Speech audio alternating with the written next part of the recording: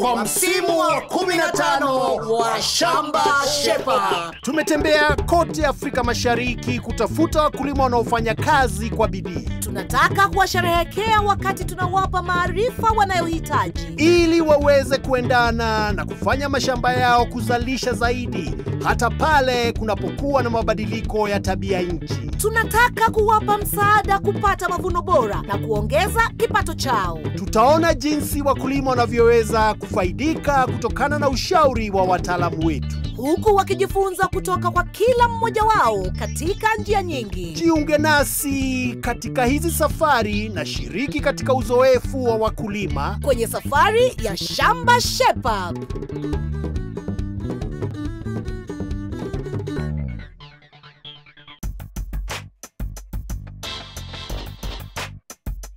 Nipe shamba, masika na misimu, nitalisha nchi nzima.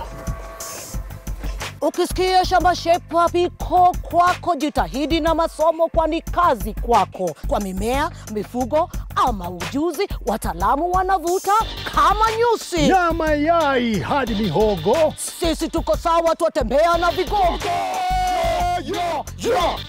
Karibu kwa Shamba Shepa.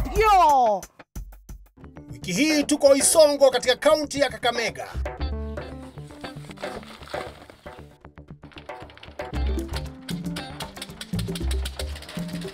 Kwa majina naitwa Lawrence Mkabana.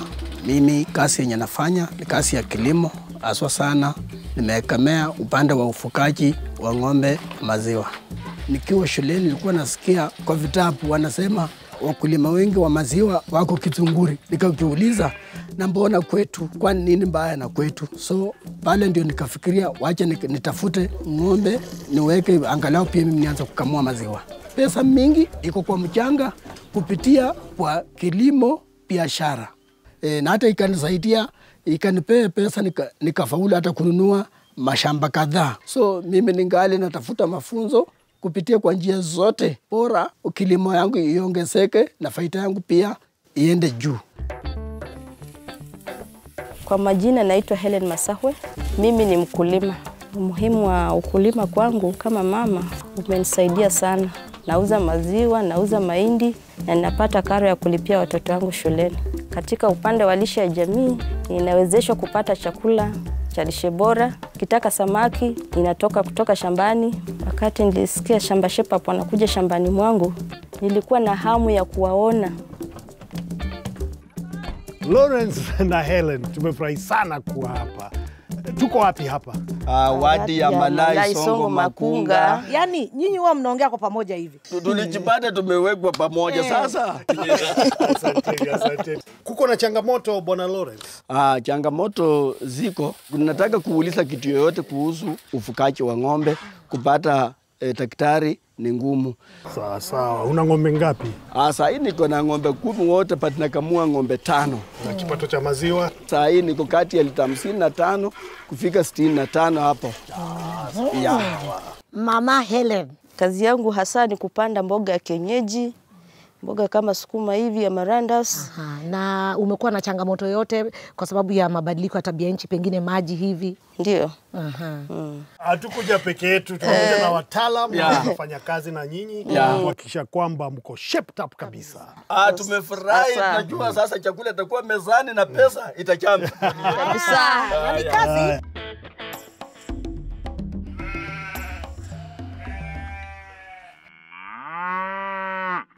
Ng'ombe wengine wa mkulima wetu wanatarajia ndama, na kwa hivyo wanahitaji kukaushwa. Kutofanya hivi vizuri kunaweza sababisha upungufu wa maziwa, pia kudhuru afya ya ng'ombe na vile atakavyojifungua. Tumemuita Sewell Ochako kutoka CKL Africa kuja kutoa ushauri wa kitaalamu kuhusu jinsi ya kuacha kukamua ng'ombe. Kwanza anahitaji kuwakagua. Tumeweza kuangalia shamba lako vile umeweza kugawa ng'ombe.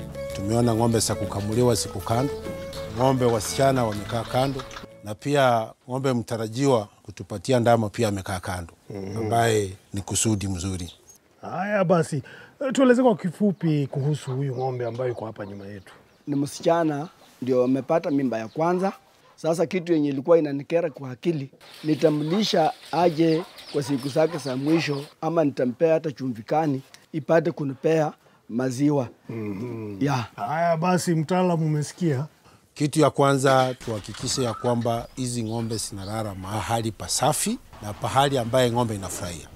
Kitu ya pili, uweze kuwalisha vizuri, uweze kupata chakula ambaye imejipanga sawa sawa, na pia uweze kuwapatia chumvi ambaye inastahili. Ng'ombe wetu akifika miezi 2 kuelekea kwenda kujifungua, tunastahili kumkausha. Nikaushe ng'ombe mwenye sijawahi mkamua. Sasa nikaushe hii, nitakausha maji ama nikaushe nini? Inatatanisha kidogo katika hali ya kukausha. Tuko na ng'ombe aina mbili hapa. Kuna ng'ombe ambaye alikuwa nakamuliwa na kuna ng'ombe msichana anaenda kupata mtoto wake wa kwanza. Wote kifika nyakati yake hizo miezi 2 kwenda kujifungua, tunataka kuwakausha. Tunakausha namna gani? Ule ambaye anakamuliwa unaweza sasa kupunguza. Kama ulikuwa unakamua mara 3 kwa siku, unapunguza, unakuja mara 2. Ukienda na hiyo wiki kifika ingine unakuja mara 1. Hatimaye utaona kwamba hiyo maziwa imefanya nini? Imekuja chini. Pia ukipata ng'ombe mzuri kama huyu ambaye ni msichana anaenda kupata mtoto wake mara ya kwanza, pia ile wakati yake ikifika, tunataka kumpatia madini fulani, kwa sababu ng'ombe hasa wa kike ile chumvi ambayo amekuwa akitumia, ikiwa akipata madini ya calcium huwa anafichanga kwa mwili. So ikifika hizi miezi 2 kwenda kujifungua, inakuwa ni wakati wake mzuri kutoa hiyo chumvi kwa mwili ili ipatikane, isaidie kutengeneza maziwa ya kwanza, isaidie kutengeneza ndama ambaye kuna nguvu, na hata pia msaidie kujifungua hata wakati hakuna mtu. Ikikosa kupatikana kwa mwili, utaona huyu ng'ombe anaweza enda chini, alafu italeta shida. Kuna ugonjwa unaitwa milk fever, inaweza sika huyo ng'ombe. Kwa hivyo hata kama yeye ni msichana, bado tutampatia Maclick Dry Cow. Chumvi ya Maclick Dry Cow utaona ya kwamba madini ya calcium iko chini, na pia kuna madini zingine ambazo level yake iko juu, ili ichochee ile calcium ambayo imefichwa kwa mwili fanye nini? Ikuje fanye kazi. Maclick Dry Cow ina kiwango kidogo cha kalsiamu, lakini na madini mengine ambayo yanasaidia kuvuta kalsiamu kutoka kwenye mwili wa ng'ombe. Hii kalsiamu inaenda kwenye mzunguko wa damu, kusaidia kutengeneza kolostramu, na hutumika katika ukuaji wa ndama kabla hajazaliwa. Hii Maclick Dry yenyewe naipea kwa njia gani? Chumvi ya Maclick Dry Cow unaweza weka ndani ya dairy meal, ama unaweza weka ndani ya concentrate. Unastahili kupeana kipimo ambaye itakuwa ni gramu 200 kwa siku moja, vijiko 8. Unaweza gawa, unapeana asubuhi, unapeana jioni.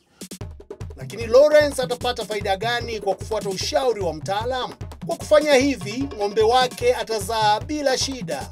Ndama atazaliwa akiwa na afya njema, na ataepusha ng'ombe kupata changamoto kama vile homa ya maziwa. Mkulima anafaa kumpatia kipi kingine? Kuelekea wiki 3-4 za mwisho, unastahili sasa kuanza kumtayarisha ili awe tayari kuleta mtoto. Kitu ya kwanza, kwa sababu maziwa ni proteini, inataka tuweze kuongeza level yetu ya protein kwa ng'ombe iweze kuwa juu. Kwa hapa naomba mkulima wetu aweze kutumia Kupakura Advanced, ambaye ni chakula ambaye inasaidia kuongeza protein kwa mwili, kusudi huyu ng'ombe akianza kutengeneza ile mifuko ya maziwa, ukianza kukamua tupate ya kwamba kuna maziwa ya kutosha. Na kwa sababu pia unajua saizi ng'ombe yetu tunataka aweze kusiaga ile chakula kidogo atakuwa amechukua kwa mwili, tuweze kuiongeza pamoja na Diamond V ili isaidie katika hali ya usiagaji ya chakula ikisaidia kwa tumbo. Kwa ajili ya Kupakura Advance, changanya kilo 5 katika kilo 50 za concentrate au dairy meal. Unaweza kuongeza vijiko 8 vya Diamond V kwenye mchanganyiko. Hii itasaidia katika usagaji wa chakula katika matumbo ya ng'ombe. Tumechanganya chakula vizuri na kukihifadhi ili Lawrence aweze kukitumia wakati wa kupevusha pale ng'ombe anapobakisha mwezi 1 ajifungue. Mikeka kwenye sakafu ya matope ni sehemu wanayojificha bakteria ambao wanaweza kusababisha mastitis kwa ng'ombe. Ili kuhakikisha ng'ombe ana afya baada ya kujifungua na anaweza kutoa maziwa bila changamoto, tutahitaji ukarabati. Kupata lishe bora inamaanisha sisi na familia zetu tuko na afya nzuri. Kwa hiyo, twaweza kufanya kazi kwa ubora zaidi. Ushirika wa wanawake wafugaji wa Kenya, WOFAC, unafundisha wakulima wanawake vitu vingi. Mojawapo ikiwa ni jinsi ya kuhakikisha kwamba familia inapata virutubisho vizuri moja kwa moja kutoka shamba. Ndio maana tuko naye hapa Daktari Meristela Wabuoba. Yuko hapa kutufunza mengi. Wamama hoye! Hoye! Wamama ha! Hey! Wanasema wamama wakija pamoja tunajitengeza. Sasa sisi wamama wa hapa Kenya upande ya huku, mzee ndiye anaamua asema utapanda hii hapa, utapanda hii hapa. Na wakati huu kama season ya mvua mingi, shamba mingi yote itapandwa kama mahindi ama mtama. Na sasa mara mingi mama hawapati nafasi ya kupanda mboga. Tukawafundisha jinsi unaweza kupanda mboga kwenda juu kwa gorofa bila kutafuta that yeye pia akuwe na eka moja ya shamba. Hapana. Pata a diameter of 1 meter. Unaona hapa iko steps. Kama inaitwa cone garden kwa sababu hapo unapata madini ambayo iko ready. Kwa kila laini unaweza kupanda mboga tofauti. Step ya kwanza unaweza kuchagua upande sukuma wiki kama vile tumepanda hapa. Ya pili unaweza kupanda spinach, ya tatu unaweza kupanda managu. Na kumbuka upande vitunguu kwa sababu hii inafukuza wadudu. Na sio lazima utumie hii makaratasi ambayo inanunuliwa. Tunawafundisha kwamba unaweza kukua pia na gorofa ya mboga kutumia gunia. Hiyo ndio tumejifunza. Kuhakikisha kwamba uko na mboga. Na sasa leo Mary utatufunza kutengeneza hii garden. Leo nitawafundisha. Tutaanza na hiyo gunia ambayo kila mtu anaweza pata. Kisha wafundishe wenzao. Twende kazi ukatufunze. Kuandaa bustani ya gunia lililoinuliwa, viringisha gunia. Weka vijiti 4 ndani ili kulishikilia. Mimina ndoo ya udongo kwenye gunia. Chukua mkebe wa plastiki uliokatwa sehemu ya chini na uweke katikati. Ongeza udongo zaidi uliochanganywa na mbolea ya asili iliyooza vizuri. Kwenye mkebe weka changarawe. Endelea kuweka udongo uliochanganywa na mbolea ya kiasili. Nyanyua mkebe hadi uwe mtupu. Ongeza udongo zaidi kuzunguka mkebe, kisha ongeza changarawe. Rudia mchakato huu mpaka gunia lijae.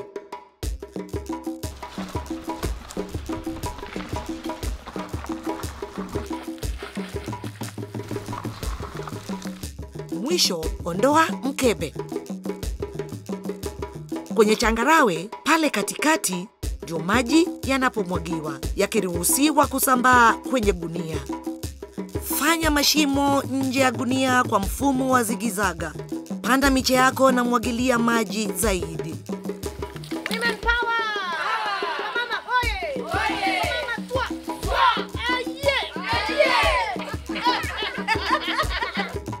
Na hapa ninaona imeandaliwa ikaandalika. Leo hii tunaangazia lishe bora. Ukisema lishe bora unamaanisha nini? Unakula ile ambayo chakula inakupea nguvu, mahindi, viazi, ona nduma. Na kuna ile ambayo inajenga mwili. Kama hii maharagwe ambayo tunalima sisi wote. Na pia tunafuka hata kuku. Na mara mingi tu rahisi na kuanga mayai. Mayai pia inajenga mwili. Na pia samaki. Mama ambaye hana samaki kwa hajafuga atauza mboga yake, apate pesa, aenda anunue samaki, alafu mboga na matunda. Hiyo ndio chakula ambayo inatupatia vitamins and minerals. Na hii moja yake ni papaya. Hii mnaita aje? Maenjera. Tunaita maenjera ina kwa lugha yetu. Mchanganyiko ya chakula hiyo. Iko balance, imeweka vyakula zote 3 ziko hapo. Tuko na mboga, tuko na vitunguu, hata kuna vitu vingine inaitwa antioxidants ziko mbande iko hapo ndani, kuna dania ya kuongeza ladha, tuko na mahindi, tuko na maharagwe. Kwa hivyo hii imetosha. Hii kula hii ni sawa sawa. Ukikula hiyo unakunywa maji wewe uko sawa. Tumeandaa mlo kamili kutoka kwenye vyakula vinavyopatikana kwa urahisi. Kwa hivyo, mkulima yeyote anaweza kufanya hili. Sasa hizi crisps, hizi umenunua? Tumechimba kwa shamba hapa, kwa shamba ya Helen. Hii pia unaweza kuuza. Hii ni snacks nzuri sana. Unauza na upate pesa. Alafu ndo kuipika ifike namna hii, mumetumia nini? Natumia mafuta ya sunflower. Tuko naye hapa wenyewe, hata umevuna maua yao. Kuna vikundi wa mama wengine tumewafundisha kupress hiyo maua na kupata mafuta, na mafuta nayo tunapikia. Yaani hii unatengeneza vitu ambavyo viko shambani na mnajisaidia wenyewe. Ukikosa kitu ni uuze hii upate hii. Sio ni jambo la maana sana? Ndio. Nini litafanyika kama hatutazingatia lishe bora? Tutakuwa wadhaifu. Magonjwa. Aha. Wamama hapa wamesoma kweli. Inaonekana Wofa kinafanya kazi nzuri sana hapa. Na tukimalizia tusema kila mtu ojali chakula gani unakula. Usikula chakula yoyote mahali popote. Kwa sababu tunaongezea juu ya hygiene, usafi. Nipatie tu maji ninawe, mimi niendelee kula kwa sababu najua mali zimetoka. Kifuatacho baada ya mapumziko. Njia ya rahisi na haraka ya kusafisha banda la ng'ombe wako. Na sarakasi zinaendelea kwenye kipindi chetu cha Shamba ni Biz.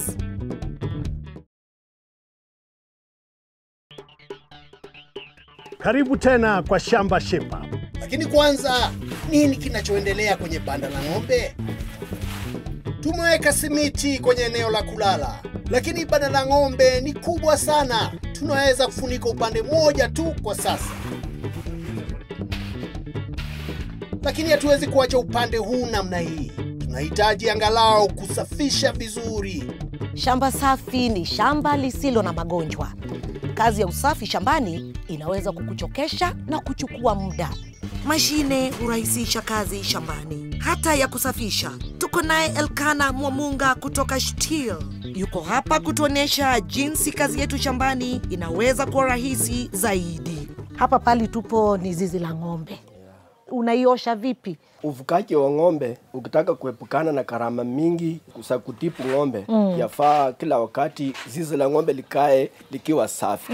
Natumia tu ile njia ya kawaida ya kuweka mtu anafakia atoe samadi, aweke maji, anatumia hii kifakio tunaitanga kifakio ya makuti. Na hawa watu wewe unawalipa? So watu watatu na walipa karibu shilingi 300 kwa siku moja. Hiyo si ni pesa nyingi sana. So inanikarimu kitu kama 1000. Licha ya kwamba amesema anasafisha zizi lake, kuna stains zimekawia hizi. Zimekuwa sugu, hazitoki hizi. Leo venye nimekuja najua tutamsaidia kutoa hizi stain sugu. Karo leo niko na mrembo hapa. Anakaa kama suitcase hivi, ni kama tuenda safari, sijui tuenda wapi. Ni mashini mojawapo ya kufanya usafi katika zizi, lakini mimi naita pressure washer kwa sababu kazi yake ni kuosha chochote kile kiko mbele yako. Mashini inatumia stima na inatumia maji. So kazi yake badala ya kuhaya watu watatu, hii itamrahisishia kazi, anaweza fanya peke yake. Hii nayo ni on off tu, haina kazi mingi. Haya, ukiangalia hili gurudumu, hii kamba saa nyingine lazima utainyorosha, wakati ushamaliza kutumia unairudisha vizuri. Ukigeuza humu nyuma iko na mtungi. Watu wengi wanaitumia kuweka sabuni kama unasafisha magari, lakini kama huku unaweza tumia disinfectant. Ukitaka sabuni mingi kabisa, iko hii ni metering gauge. Haya. Naona kidude pale ni kama ni ya kupima uzito ama ni ya kupima nini hii? Hii ni ya kupima pressure. Itakuonyesha ile pressure inatoa. Hii mashini iko na miguu huko chini. So anaweza kuibeba bila usaidizi wa mtu yoyote. Ukiangalia hii mikono yake, unaweza teremsha chini na upandishe juu. Hii ni nozzle. Hapa iko na mkoba wake hapa na ziko mbili. Moja ni ya kufanya stain sugu kama hizi na nyingine tu ya kawaida. Iko na urahisi sana wa kuitumia. Ukiangalia hii ambayo tunaita lance, hii ndio ile kitu ina direct maji yako kwa target mahali unaosha. Handle yake pia kuweka kwa hose ni rahisi. Unashika tu unaweka. Unaweza niruhusu nimuulize swali kamoja upande wa kuingiza maji. Kwanza nimeona una running water. Source yake ya maji inaingilia hapa. Na hapa kunakuwa na filter hapa ndani. In case maji ikiwa chafu inasafisha. Hii ndio filter yenyewe. Maji yake yote itakuwa connected hapa. So hii machine maybe inaweza nyonya stima mpaka ipatikane unafanyia machine. Kuanzia asubuhi mpaka jioni. Huenda ikatumia unit 3 mpaka 4. Hiyo iko sawa, naona naweza itumia mpaka niweke huko nipakisha na kitu kingine kwa mfuko. Kabisa. Nimesikia mtaalamu akisema ako na nozzle 2. Sasa sijaelewa ni wapi yafaa utumie hii na wapi yafaa utumie hii. Alama ya rais ama ishara ya rais kujua ni kwamba hii ni ya kawaida tu. Lakini hii sasa ndio ya madoa sugu. Inatoa maji ikizunguka. Pressure inakuwa mingi zaidi ukiwa na hii.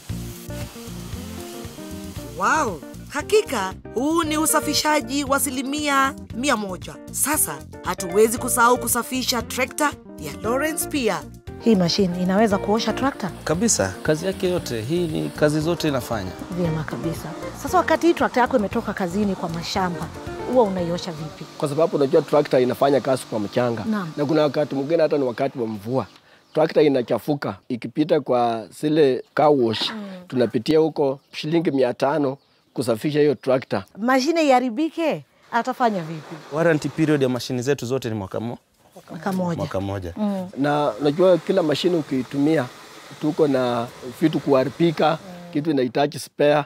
Ukiwa na changamoto zozote za hii mashine au mashine yoyote ya steel, kazi yetu tunaifanya through dealers. Wauzaji wapo katika miji yote mikuu. Kama spare zake zinapatikana, ndio. Si ati niende Ujerumani.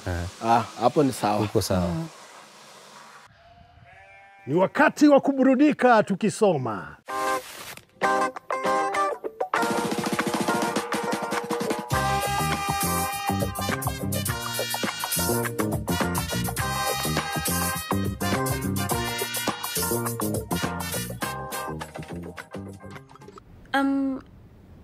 Hayo malipo ni kwa mwezi au ni kwa wiki?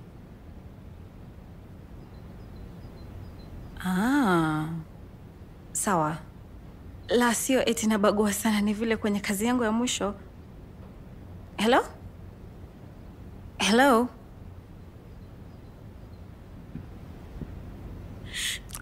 Vipi rafiki?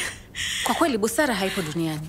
Hawa watu wamenikatia simu kwa sababu nimesema malipo wanayotaka kunilipa ni ya chini kidogo. Hapo nitamlipa msaidizi wangu wa nyumba na nitumie kwa usafiri wangu kwenda kazini na kurudi nyumbani. Pole sana rafiki yangu. Siku hizi kutafuta kazi imekuwa jambo gumu sana kufanya. Ni kweli siku hizi kupata kazi nzuri ni balaa. Sasa tutafanyaje? Itabidi tumejiajiri wenyewe rafiki yangu. Akina kwambia soko ni chafu. Huku nje hakuna mwanamume mzuri wala kazi nzuri yani. Hapo upo peke yako. Mwanamume wangu ni mzuri. Haya sawa, lakini bado huna kazi. Ukiangalia vizuri, sote tupo kwenye mangaiko hayo. Akirafiki, mimi naona sina njia nyingine bali kuwa na umaarufu kwenye TikTok, nifikie watazamaji wengi, nilipwe kama mshoisho mitandao ya kijamii. Nikifika hapo, shangazi yangu na saloni yake hawataniona tena. Kwa kweli shangazi yako sio mbaya vile. Wewe unajua tu upande wake mzuri. Haya, nahitaji kurekodi video zangu za mtandao. Sawa, leo napanga kupalilia shambani. Oh, sawa. Vizuri.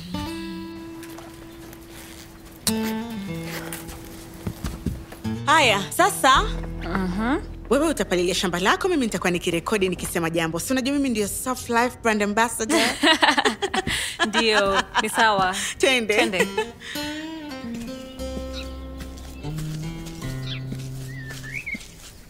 Wow, Flo! Ulianza lini kuwa mkulima shupavu hivi? Hata sikuwa na maendeleo haya nilipokuja kukuona.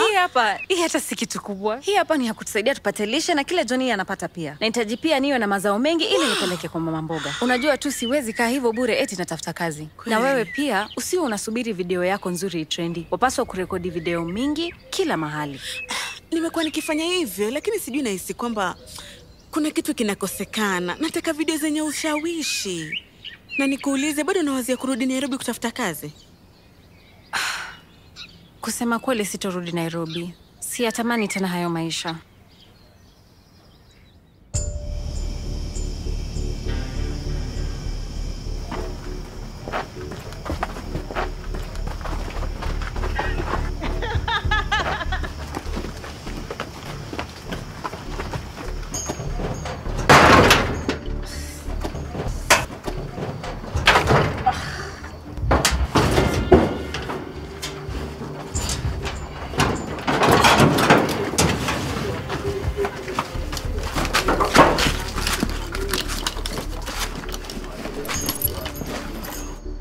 Una maana kabisa. Ningasikiliza familia yangu na naambia nitoe mwanamke bure kama wewe. Bure kabisa. Toka hapa. Hata wewe huna maana kabisa.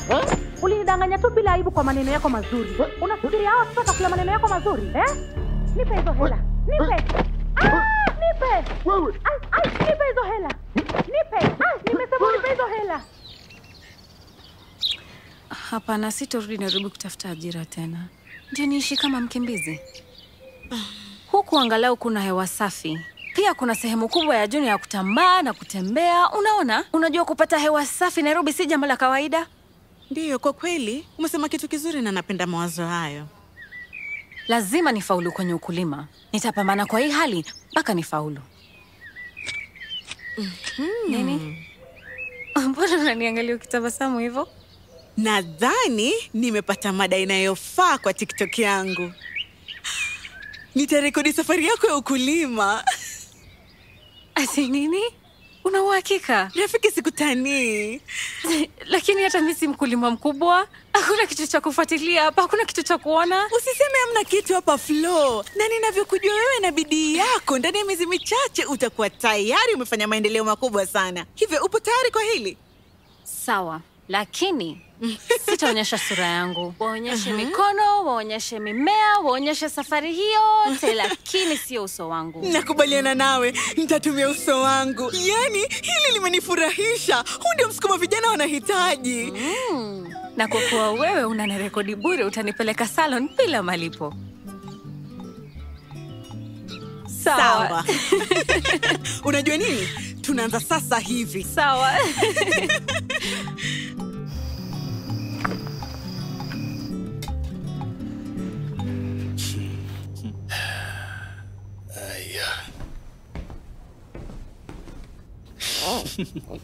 Junior shalala. Sasa nimeamua kufanya ukulima kama kazi yangu. Na nitafanya kwa ukubwa, Johnny. Wow. Ni habari nzuri. Nitakula kwa hilo. Cheers. Hey. Subiri.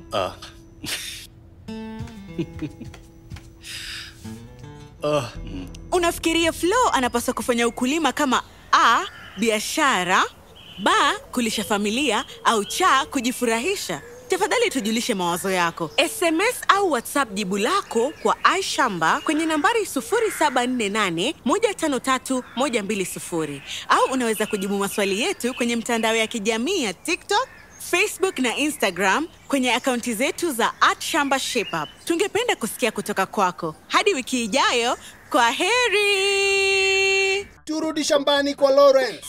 Eneo la kulala limekamilika. Malazi bora, maziwa zaidi na pesa zaidi kwenye mfuko wa mkulima. Niko na uhakika kuanzia sasa kutakuwa na mabadiliko kubwa kutokana na mafunzo nimepata kutokana na matembezi yenye Shamba Shapup wamekuwa kwa boma langu. Wametenda mambo ya ajabu, yani hata stamani waende. Haya basi, tunaona katika kipindi kingine cha Shamba Shapup.